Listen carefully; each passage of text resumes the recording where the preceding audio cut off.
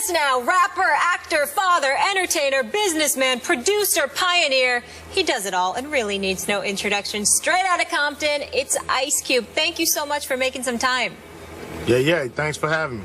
All right, so the movie comes out today, but the buildup has been catching fire for weeks. Tell us about this Straight Outta movement. Oh, man, it's been great. People have been having a lot of fun with it. And, what we wanted to show is that we come straight out of Compton, but we just boys out the hood, Everybody's straight out of somewhere, and everybody can do it.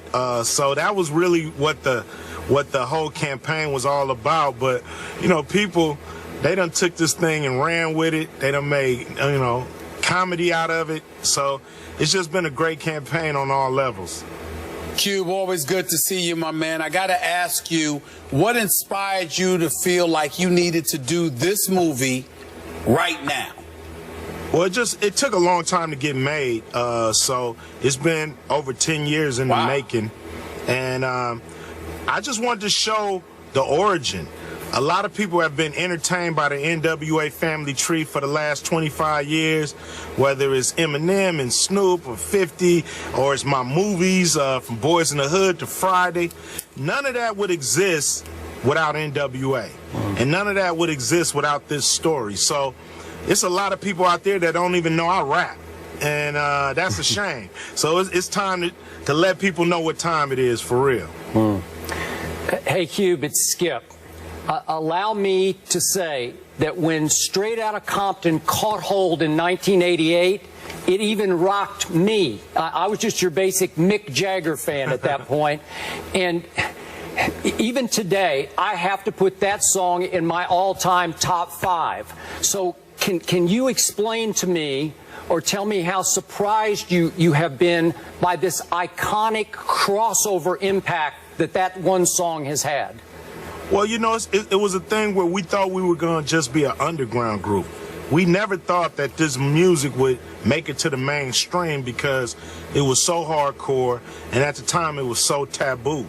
But, Americans love it when you're honest, and when you're brutally honest, they even love it more. So that's what I think struck with people, the fact that NWA, we talked about the good, the bad, and the ugly, and people just was inspired by it. The fact that, we really had the courage to come out like that with no apologies, and that's kind of what it's all about, being yourself, having your own voice, and not being stopped.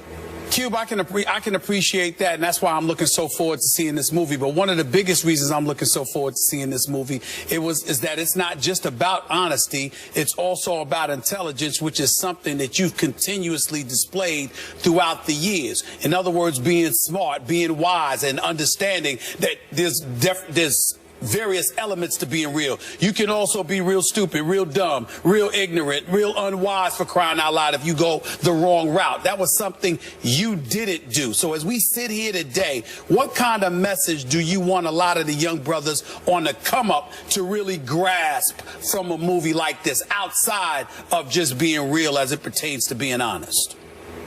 Well, we start off the album by saying you are now about to witness the strength of street knowledge. Knowledge is in there for a reason. It is all about being sharp. It is all about seeing the bigger picture. It is all about understanding that there's traps out there in the hood that you have to step around, step over, but do not step in. And so, hopefully this movie shows it ain't where you from, it's where you at. We was constructive with our frustration and not destructive with our frustration. And you could do a lot with a pen and a pad. A pen and a pad started everything that you see in front of you. And so hopefully these are the themes that you see in the movie to handle your business, because there's contract issues in the movie. So all these themes, really show what built us and what made us, and that anybody can do it. That's what the Straight Outta Compton thing is about. It shows no matter where you're from, you can be right here. So what did it mean to you to have your namesake play you, O'Shea Jr., to play you in this movie? Oh, man, you know, all fathers or even mothers, any parent, just love when your kid steps up. When you give them something to do and they do it, you know, and use all the talents and skills that you taught them. So, you know, I feel the same way about my son. The fact that he took on this role, we couldn't give him the job. He had to earn it.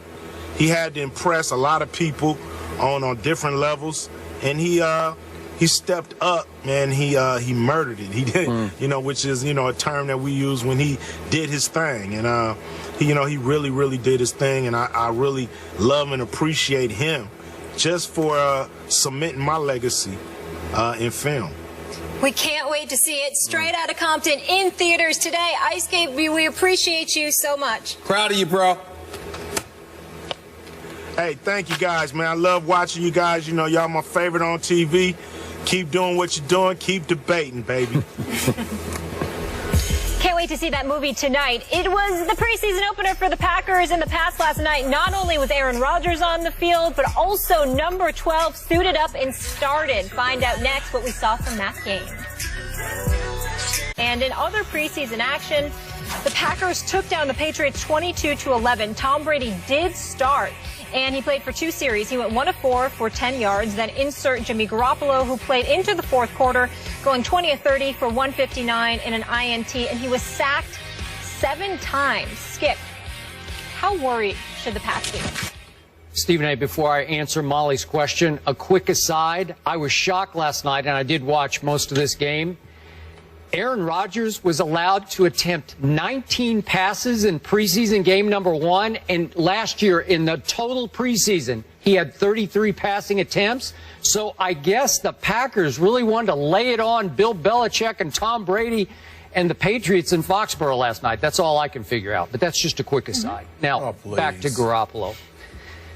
The young man had a rough first half after he replaced Tom Brady.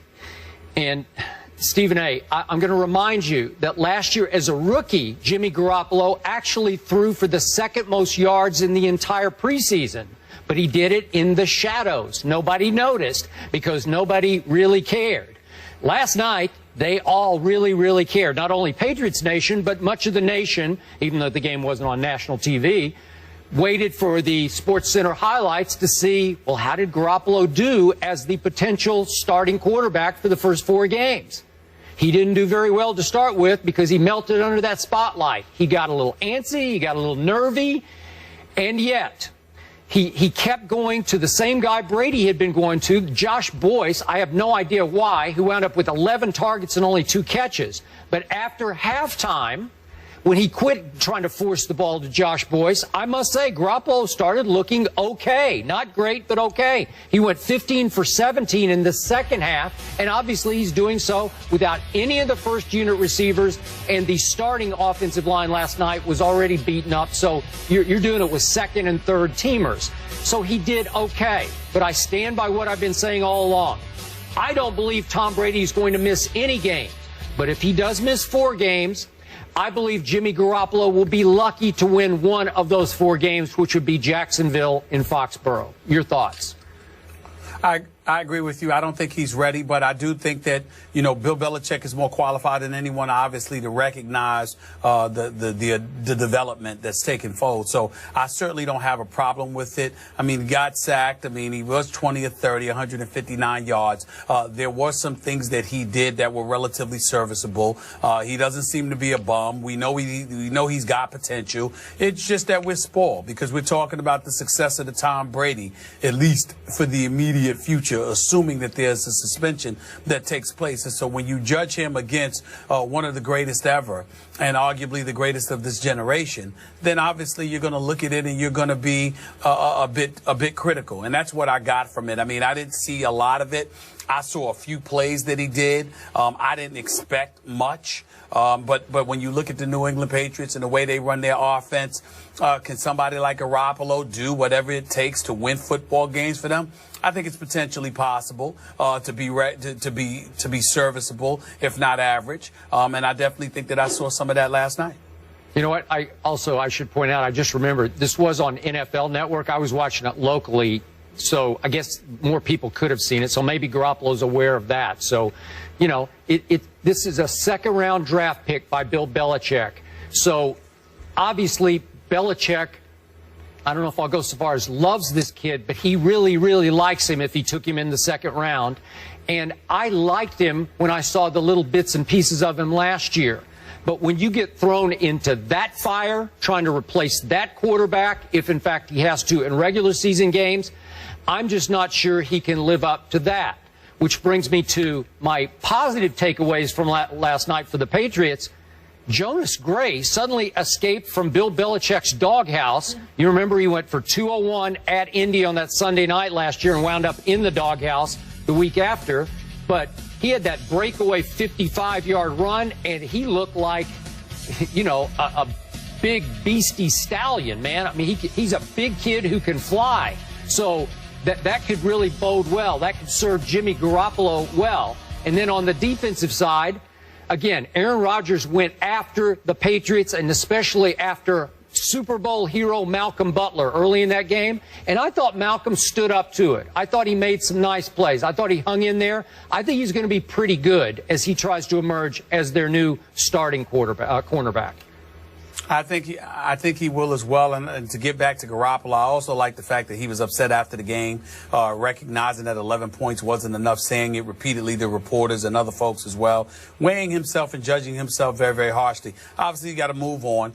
You can't sit there and languish in the misery of a subpar performance or whatever the case may be. But when you talk about the success of the Tom Brady, you need to be somebody that cares that much. You need to be somebody to be the kind of quarterback where that stuff matters to you, that you're pretty damn close to a perfectionist. And by all accounts, it appears to be that Garoppolo is that way. So I think that they're heading in the right direction. I think he's heading in the right direction. And I don't think it's one of those situations where we need to dissect him ad nauseum to the point where we're trying to project what he will and will not be, because it really doesn't matter. Unless Tom Brady's planning on retiring sometime soon, Garoppolo may have a few games under his belt if the suspension holds up.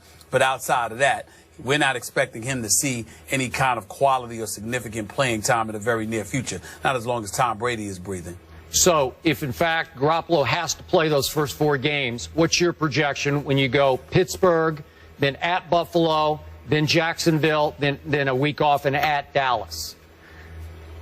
1-3. They'll beat Jacksonville. That's all I got. I would agree. I don't know if that's saying too much there, guys, but moving on, the Patriots go to West Virginia to train with the Saints in New Orleans prior to their game. That's August 22nd. And A-Rod, you said 19 attempts there. He was 11 of 19, 117 yards, and was sacked twice. Johnny Manziel was on the field last night putting up points, but how did he really look from the guy's point of view? They'll tell you on the other side.